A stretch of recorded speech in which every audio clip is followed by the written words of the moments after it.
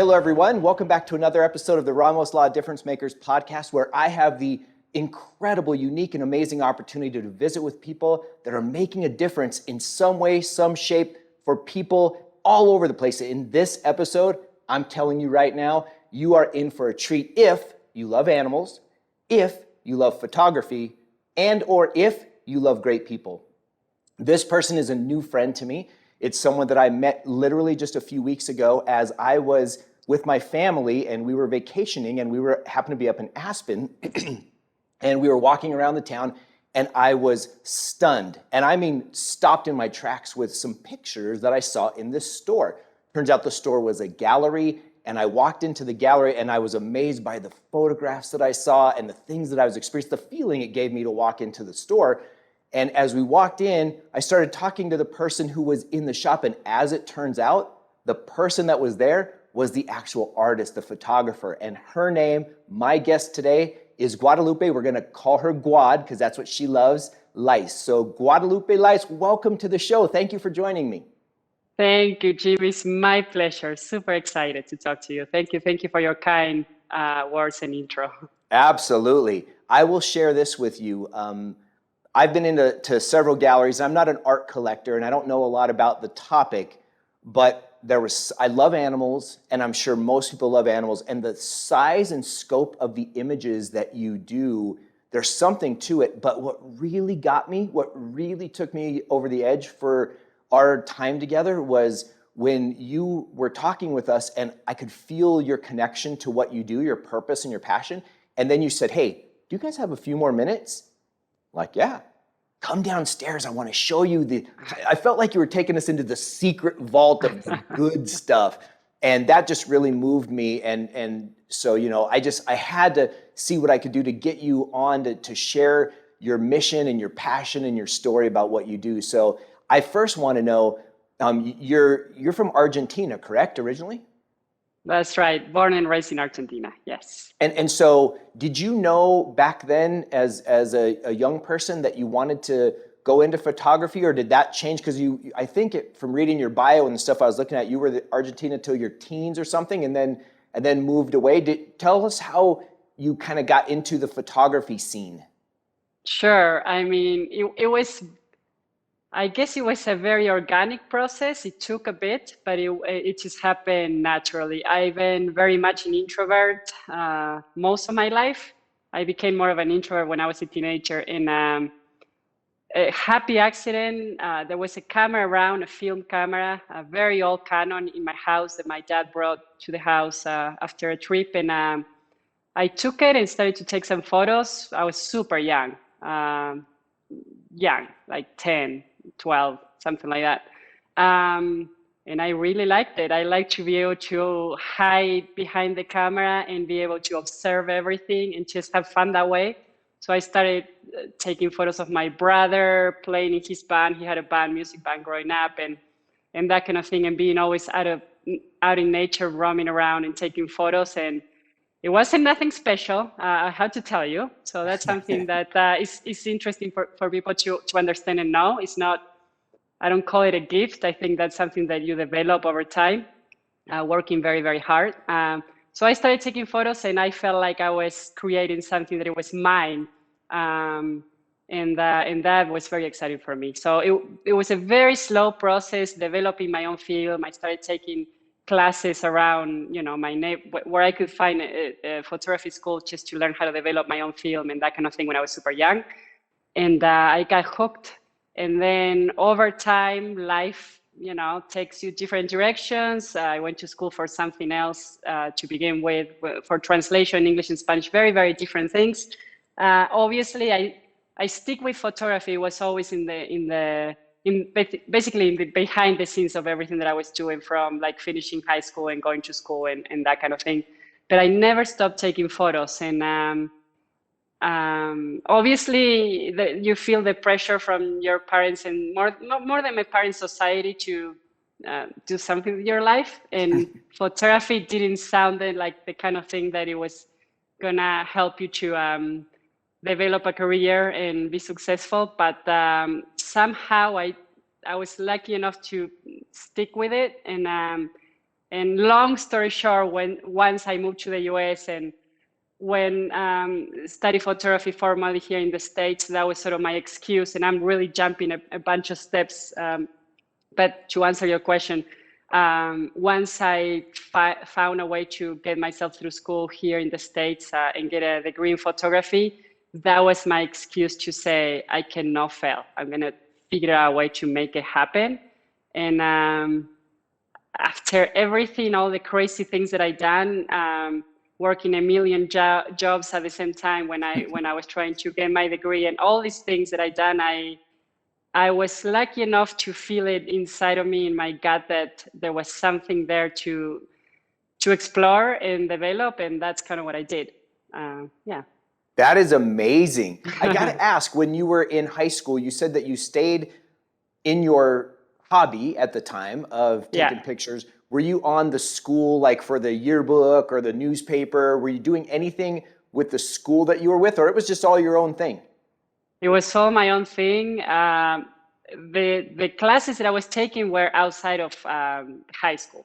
So that was just a little school. It was a very small school that I just decided to do it as, as a hobby per se.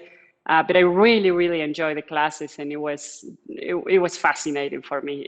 The history of photography, just everything that I was learning was very, very interesting.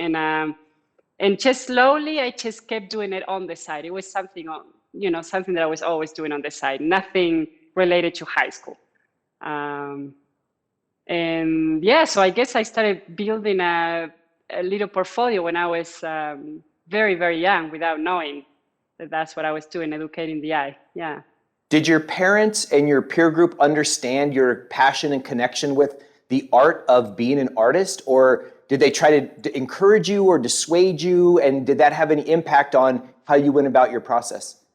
Funny enough, neither. They were not excited. They didn't even think about it. After, I think, really, truly, when I started to have some success selling my own work, which it was a very long process. I think they were just all looking at me kind of like, just not saying much and being like, okay, I don't know where she's going with this, but she's in school for photography, and now she's talking about going into the fashion world with it. But I think they were scared for me, to be true. It's not something they will tell me, but I think that's the reality. I think they were scared because they didn't know if I was, most people wouldn't trust that you will be able to have a career in photography and be successful. It's a very tough industry, just like any industry, I think. But then I caught them by surprise. Let's just put it that way. Well, I'll tell you, your work now catches nobody by surprise unless you've never seen it before. Then it's so dramatic.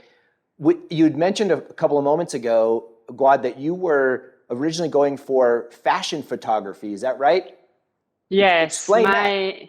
Yeah, my obsession was to, of course, I always loved nature and I grew up around nature. So I always been very active and being outdoors. That's been my religion. But the idea was, so my formal education when I came to the US was in fashion. And the idea was that I decided, well, if I'm going to figure out a way to make a living, I think the commercial work makes sense. And I always like the creative side of fashion photography, obsessed with it, the lighting and being able to create something, that starts here in your mind and then take it from the idea to make it happen. It was fun for me. I love going to school here in the US, and it literally was one of the highlights of my life. Wow. I enjoy every minute of it. I was much older than all the kids that were in class with me. So for me, it was a very different experience, and I really tried to take advantage of it. Like, I didn't take it for granted. For me, it was a big deal because it was a big effort for me to be able to pull it off and get myself through school here in the States. And my whole portfolio was a fashion portfolio to go to an agency or show my work in places and take it from there. I was lucky enough that once you have your portfolio, when you graduate from school, I had no contacts. So then you're like, okay, what am I going to do this now? I went to, long story short, I went to France to visit my brother. My brother lives in Paris. And obviously always with my camera, just obsessed with taking photos, and everywhere I will go, I will be taking photographs. So I started doing this series that I actually have it on my website right now. Very old work of cityscapes. So I will saw that. take my tripod and I will go to different cities. I will just have a backpack with me and travel all over Europe and do, this is right when I graduated from school and I was trying to figure out how to go about work. So I took a little break. It wasn't that long, but I started doing these photos, and there's a company in Paris that pay attention to the work that I was doing and decided to start selling them. So this is all overlayer images of cities in very well-known spots in Europe, like the Colosseum and the Eiffel Tower and all these places that people can recognize very easily. And they started selling these images. And that for me was huge, because that opened a very little door of hope for me to say, okay, if they're paying attention and they're liking this and they're selling them, my royalties are very low. I was making very little money with that gig, but it opened a door for me for hope, really. Yes. to say, okay, if they're doing this and they're paying attention to my work, I think there might be a way for me to sell my own work. And long story short, when I finished this little tour that I created for myself all over Europe, traveling with a backpack from city to city to city, I went to Iceland just for 6 days. Did you go for a vacation, for a respite after being in all the city? You just needed a break? Or how did Iceland, of all the places in the world, come up? All through music. I know I'm going to confuse you now, because my number one muse in my life always has been music. And a friend of mine was recording music in Iceland. Damien Rice, he's an Irish musician. And I went because I was very curious why he's so hooked with Iceland. He's Irish. And I went to Iceland for 6 days, completely fell in love. The first second that I saw a horse in Iceland, which is, it was new for me. I was just going for the land and to see the country and the people. And I fell in love instantaneously, and I decided right in there, there's something here for me. Wow. That it truly, that's kind of how it went, and that's why I say it was a very organic process, with a lot of effort, but very, very I kind of let myself be guided by some, higher intelligence or something. Yes, you were inspired, and when we talked a little bit about that when I first met you, I was so amazed, because there's so many people who get tied up and bound up when the path is not given to them, right? But I think so many of us would be really blessed beyond measure if we would do the best that we can right now, and then let the next natural inspired action or step show itself to us, at which point it takes us where we want to go. And I can relate so much in that when I was first in practice as a chiropractor, I thought the last thing I'd do on this planet would be give an adjustment and my purpose would be done, and I would die at 90 years old taking care of patients. And now I don't do anything. I still keep my license, I still adjust people, but now it's for the passion of healthcare. It's not what I do every day, but I kept myself open to what was my next best step. And I hear so much of that story in you, Guad, that it was you being open and receptive to where life wanted you to go for your best life. Do you ever feel that as you're going on the journey? 100,000,000%. And because I lived it, I don't think anybody could speak about that if they don't actually have experienced it. And that's just my humble opinion about it, because you really had to live it and in order to believe that it's possible. But you need to be able to be open and trust, like you said. But I truly think, for me personally, if I wouldn't have gone through all those experiences and all the steps that it took me to get to where I am right now, the trusting, the process of being able to trust when you are very, very scared, and you feel like, I'm walking a path that is not there, and I don't see it, and honestly, I don't know where this is going to take me. It's very scary, right? But once you see the light on the other side, you learn that it's so worth it. Yes, yes, and I'm Yeah. sure that there's a lot of people listening to this who maybe are afraid to chase their dream, or not sure if they should, or I'm too old, or I don't have enough talent. What was it, Guad, that sustained you when you were following that path, essentially into the fog, right? You were taking one step at a time, following your dream, especially if your parents and those around you weren't pushing you on or spurning you, which made you say, I'll show you. You were just like doing your thing. Did you have a support system, or how did you go about that? What were your tools so that others in that position may be able to kind of take your lead on that? I know it's going to sound strange, but my guiding light was truly trying to ask God and the universe to guide me. It doesn't have to be a religion thing. I'm not a religious person. I believe in the power of the higher power, but it's not about that. In my case, I didn't have any mentors. I think mentors are super important. That wasn't my case. I just very quietly was observing, listening, but not letting the people that were sort of telling me their own opinions about things, which every single person that you'll talk to have a different one, right? Depending where they're at in their life and what they have experienced.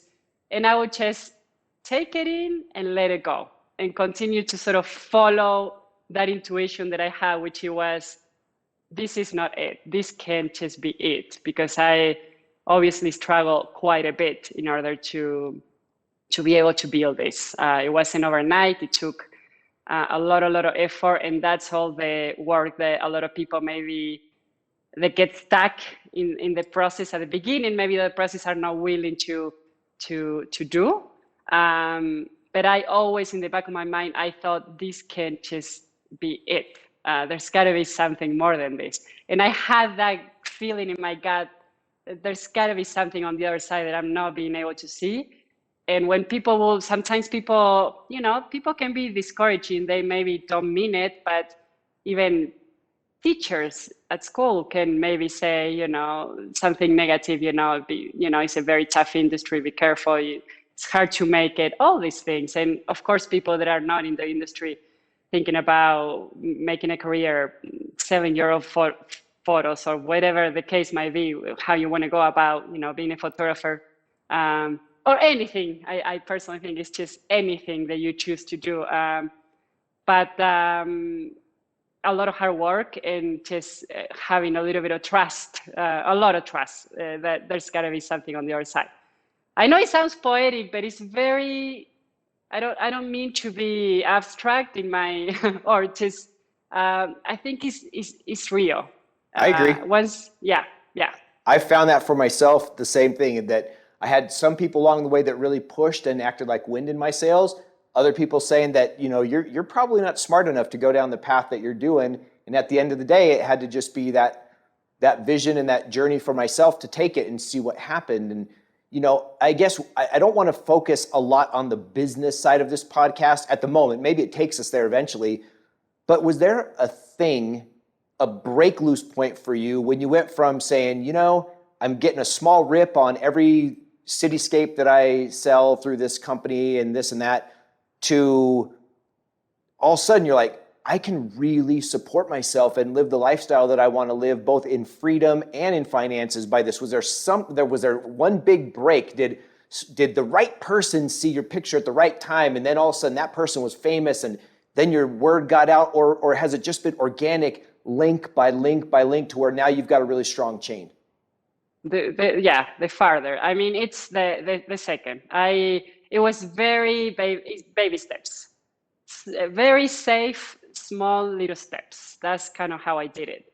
And I'm still, not that I keep my feet on the ground. I think things are moving all the time. I'm very grateful that I am in the place that I am right now, and I can pick and choose where I want to go and where I want to go photograph next, and what nonprofit I want to partner with to do something cool to help whatever animal we choose to focus on. Very little baby steps. I try to put my work in different galleries. A lot of rejections, of course. You get rejection after rejection, and you get used to that. Until one gallery here in Aspen, John McKeel Gallery, great people. They took a couple of my pieces, and they sold a few for pretty good money. And that was the other sort of little window of hope that I was talking about before. And then kept working super hard, doing a million things. After I started to do small little shows here and there, like a market or this or that, or just I will rent a patio of a restaurant. I will get creative and show my work that way. Whatever I could do, I did. And honestly, the feedback of the people was what made it happen. And obviously the people and the response that I got was key to make it work. But they're the ones that were taking the pieces home, and slowly, I save enough money so I could open my first little space, and it was very small and it didn't look great, but people were actually paying attention to the work and buying it. And then from there, I went to a little bit of a bigger store, and then which it was very slow, and then to this one that is much larger, and thinking about opening a couple more. So it was I was very cautious and very baby steps, very small steps. Yeah. Well, again, you're just credit to you, Guad, because the place that you're at right now is just so beautiful and inviting. And, it fills my soul when I walked in there to see the animals in the way that you portray them. Starting with horses, that was your first breakthrough animal. Was there something about the horse in particular, or the Icelandic horse, which is a different, it's not like the horses that we have here in the US. And for everybody that does not know the difference between these horse styles, you can explain it, but also I definitely want to make sure they go to your website and see these horses. These animals are incredible. I've had the chance to go there one time and see these horses, and I fell in love. But you have a way of telling their story in an incredibly fantastic journey, right? With them running and on the beaches and in waterfalls and on the landscape. What did the horse do for you as that initial animal to just send you like, hey man, nature and animals is the deal? Yeah, let me ask you what you felt when you had some time with the Icelandic horses first. Oh yeah, that really good question. So we were on a tour of the place, of the country, and so we had gone through all these places, and we come across these horses, and just to know the conditions that they survive in, right, and see their fur and their manes and the way that they move, they seemed in some way majestic to me. There was an independence and a majesty to them that seemed, but yet they can be together, right? And I love that. I'm all about all of us being together, to have who we are individually be part of who we are as a group or a herd or a pack or whatever. So to me, it was the look that they had. They're unique to any horse that I had seen, because I'm not a huge horse connoisseur, but the watch how they moved and the way, and just imagining their lifestyle with that winter coming in, and it just really impressed me. Yeah, that's so great. Yeah, I love that no one ever, because I ask people all the time, Iceland is a very hot spot right now, but no one ever mentioned that you love watching them all together. You're a good observant, because that's really what it is about the Icelandic horse. So the Icelandic horse, for the people that don't know, is the purest breed that exists today in the world. They've been isolated for more than 1,000 years. The Vikings took them back in the day, and they're super tough, shorter horses. They're stocky. They're very tough. They're very noble. So they've been treated extremely well by humans, and there's a relationship between humans and horses in Iceland that I never experienced or seen anywhere in the world. To me, seriously, is poetry.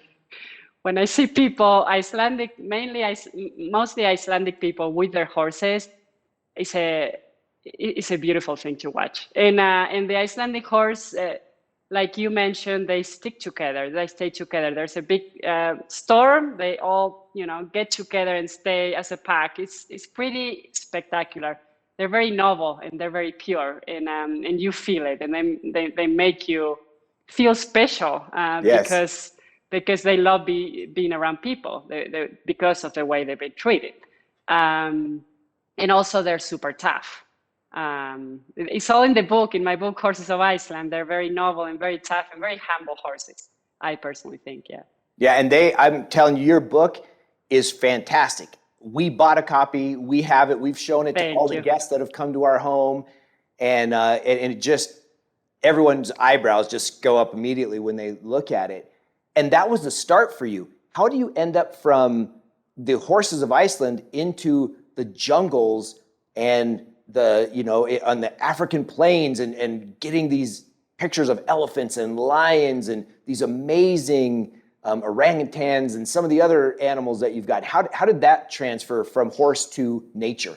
Sure. Again, very organically. Iceland was the window that opened another door for me, because I experienced so much joy being around the Icelandic horses that made me think, okay, I want to spend more time in nature. Iceland is majestic, and I also want to spend more time around animals. So again, another thing that wasn't planned, but I sort of let my heart be the one riding the car. Yes. That's an awful analogy, but yeah. So, but I started working on this book a long time ago, and I continued visiting to Iceland because very quietly, when I was doing all these crazy million odd jobs that I had, slowly and very quietly, I was working on this book, and I was going back and forth to Iceland, back and forth. And some people will come to me and say, like, why are you investing so much going back to the same place that you already seen? And why you don't just go somewhere else? And I was like, I'm working on something here, and it requires for me to revisit and revisit. But at some point when I was working in the book, I decided to go to Africa for the first time. I went to Namibia. That was my introduction to Africa. I went by myself. I got in Windhoek, the capital, and I rented a car and went straight to the national parks by myself, which is something that most people wouldn't think about doing. But that's just me. And I fell in love, obviously, with Africa. And that was it. I was hooked. And that's the short version of kind of what happened. And again, organically, I started to visit different countries. And through showing the work that I was creating, I was able to get involved with people that care about animals and conservation and animal abuse awareness and different nonprofits, and all very organically started to click. So that's kind of what happened. Well, and I know, speaking of that, you are deeply, deeply connected to not only nature, but to groups, causes, and organizations that support conservation and the prevention of animal abuse. In fact, I wrote something down that I wanted to read. You talk about the driving force that you have is that you believe that art can transform how people think about conservation and nature. So you're using your talent and your skills as a way to communicate a message about how we, as the folks who haven't been laying under a Jeep, taking a picture of a walking beast of tons proportion, you get to tell us that story that makes us want to be their advocate. How did that come about?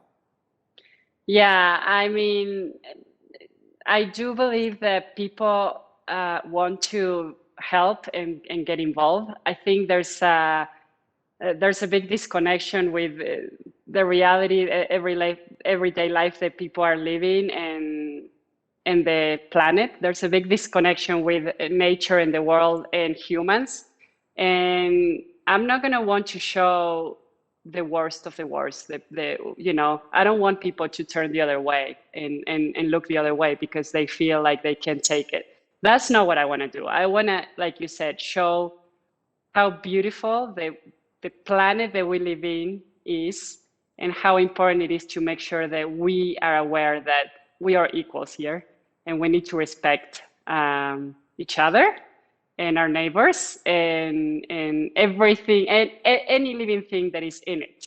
And I think if we can remember that every day of our lives, including the planet, not just the animals, but every living thing and everything that's in it, I think will be in the right path.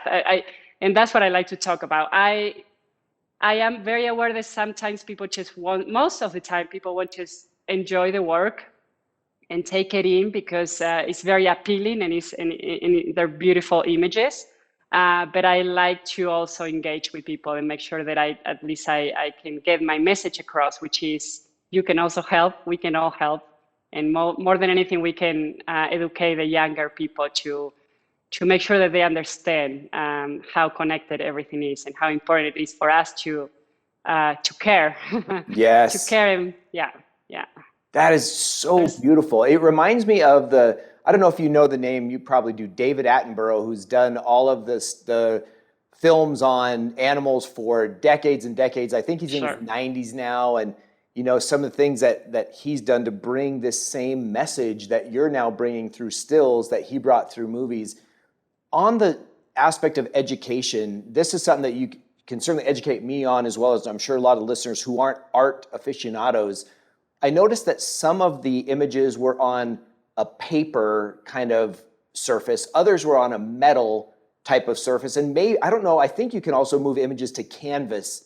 What is it about that process that someone, if they were looking for a picture for a home or an office, do you help them decide, or is it purely by what I find to be beautiful, whether it would best suit one surface of your picture going on versus another? Kind of a technical question there. Yeah, sure. I mean, I do present my work in only two different mediums, which are the aluminum pieces, which actually, if somebody has a video, can see right behind me, and then the archival paper, which is the lion that I have. I can show you later. The aluminum pieces are more eco-friendly, so it's always going to be better for the environment to produce it on aluminum rather than a gigantic plexiglass piece.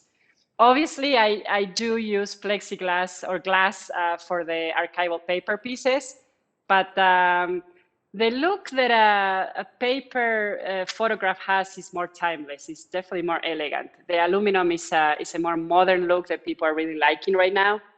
And the reason why I continue to produce the work on aluminum is because it is actually better for the environment. Mm-hmm. And people really like it. But they're very different mediums. One is gonna look more timeless and elegant, more delicate. The aluminum is definitely more commercial, but those are the two mediums. I don't know if that answers your question. No, that's perfect answer. So it's not necessarily a thing of if you have this kind of light, natural or artificial, or if you have this big a space, you would look at one or another. It's really kind of your preference. Do you want more of that industrial, cool, chic, or do you want that timeless elegance is kind of what you're saying? Yeah, absolutely. I definitely gravitate towards the archival paper prints personally, but I like to have both options, yeah. Very cool. What about digital versus non-digital photographs? Where do you stand there? Because I know at the beginning there was a lot of people that said, hey, I don't want to be part of that digital thing. I still want to do this and the old school, and you get the thing. And do you have a thought on that? I am very happy how I sort of stick with digital. I started developing my own film when I was very young, so I know the whole thing about developing your film and taking pictures on film, and it's great and it's a lot of fun. In the times that we're living in, more so like traveling so much, it's very challenging to continue doing film. It's very doable. So if it's not, everything is possible. You can do it, but I stick with digital now, but I am challenging myself quite a bit because I'm mainly photographing with not a regular Nikon camera or Canon camera with a full sensor, which they're amazing. And anyone that is interested in photography, you don't need to have the best camera in the world to take good photos. Today, with the technology that we have, you can create amazing pictures with any camera, really. A real camera, not a phone. Yeah. However, I am challenging myself a bit working photographing wildlife with medium format cameras. So medium format cameras are meant for studio work mainly, or landscapes, which is a still, image that you have right in front of you that is not moving, only the light, but that's it. Medium format cameras are extremely heavy. They're very slow cameras. You don't have the simultaneous shooting that you're click, click, click, click, click, click, and you get 15 shots of the same moment. Very hard to use. And also they don't make big lens for those cameras. So very short lens. You have to be very close to your subject. So that became, these past few years, my obsession. I wanna get, and that's what I'm, a way for me to differentiate myself from other photographers. I want to get as close as I humanly can be, and use a very short lens. And I try to be very creative making the image on camera. So I tend to, my style is very much, you have seen it. I overexpose my images on camera tons. And when you do that, I don't want to get too technical, but when you do that, you are missing information on the image. So it's not like something that you can later recover it because you're photographing with a digital camera. So what's not there, I can make it happen. It's just not there. But I like to do it on camera because I purposely try to take away from the image so I can focus on what I want to focus. But I do it in a way that is all done on camera. And then another thing that I love doing is use filters to vignette the edges of my images to make it basically very dark around whatever I'm focusing on.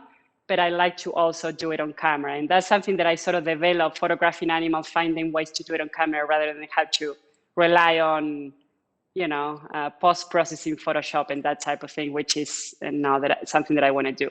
It's a lot of fun, and it makes it more, to me, makes it more genuine, more personal. Yes, and speaking of personal, you do get up close and personal. You shared with me and my family when we were together with you kind of some of the postures that you've put yourself in and how you get some of these amazing shots. Would you be able to share just one or two of the most unique positions that you've put yourself in order to get one of these remarkable pictures of an animal in motion or an animal doing its thing? My goodness. I mean, definitely going underneath a car, that is something that is not easy. You will think, oh, you're I'm not big, I'm not small, I'm medium, but you're pretty tiny. You can go. No. It's a big deal, and more so when you have to do it so fast, because it's not like you have 20 minutes to figure this out. You have seconds. Last time that I was in Kenya during the pandemic, I was there October, November. I think I shared the experience with you. I think Yes. I had a herd of elephants coming towards me. It was about 100 of them coming in groups of maybe 20, 25. And usually they're going to go left. When they see you, they're going to go left or they're going to go right. They're never going to go straight at you because they don't want to have to deal with you being, on their path. So she kept coming, the one that was in charge of the tribe, she kept coming towards me, and it gave me 5 seconds to grab my very heavy camera and a couple other cameras to have a wide angle and jump underneath the car from the back of the car in 5 seconds. Took the most amazing image that was sent from the guards from underneath the car, that it wasn't easy. But then I had another situation that is crazy, which I was driving the car myself in Namibia, in Etosha National Park, and I was following 3 giraffes. There was mom and the 2 babies behind. And I found a dead road that I was just lucky enough to figure out a way to get right in front of them. Again, getting out of the car, which is, that's a whole different conversation. But mainly, being able to have access of, or either opening the car door when I have a lion right in front of me and being able to take a picture from extremely close, or getting out of the car and photographing from underneath. I've done some crazy things in Iceland of like climbing, grabbing myself from whatever I could to take a picture of something interesting and things like that. But I don't know, nothing else right now comes to mind, but it's very physical. It It's is. very, very physical. And Yeah. you know, it does show when you take those little things, those little opportunities, there's a difference to it, and you can see it. And I think that has led to you being in some pretty high-end publications with your work. I was looking at the website and some of the media things that you were looking at. I mean, I wrote down a couple, but outdoor photography, digital photographer, Aspen, a couple of the Aspen magazines. It seems like your work has really been recognized for making a difference and how you're doing it. Your style is effective. Have you seen that kind of traction from your side too? You're very kind. I still think I'm in the very beginnings of everything, even though I've been working on this for maybe 15 years, if that makes any sense. So you're very kind. I think the main thing is that when people see something that they like and it sticks to them, it gets attention, and hopefully people will continue to like it, and we'll be able to continue to do amazing work. So Yes. yeah. Hey, Guad, have you ever Yeah, heard of the animal sanctuary, the wildlife animal sanctuary out in Keensburg here, out on eastern part of Denver? I have not. Oh, No. you have to look it up. It's called the Wildlife Sanctuary, and Okay. it's basically the largest collection of carnivores in the world that have been rescued. So they Oh, have wow. bears and wolves and lions and tigers, and they have them on only 700, I think if I'm right, I might be a little off, but about 780 acres. And then there's two other Wow. locations, one in Colorado and one outside of the state. I think it's in Texas, but there's no visitors, no public allowed there unless you're in Right. special group. But it might be something for especially with your love of conserving and rescuing.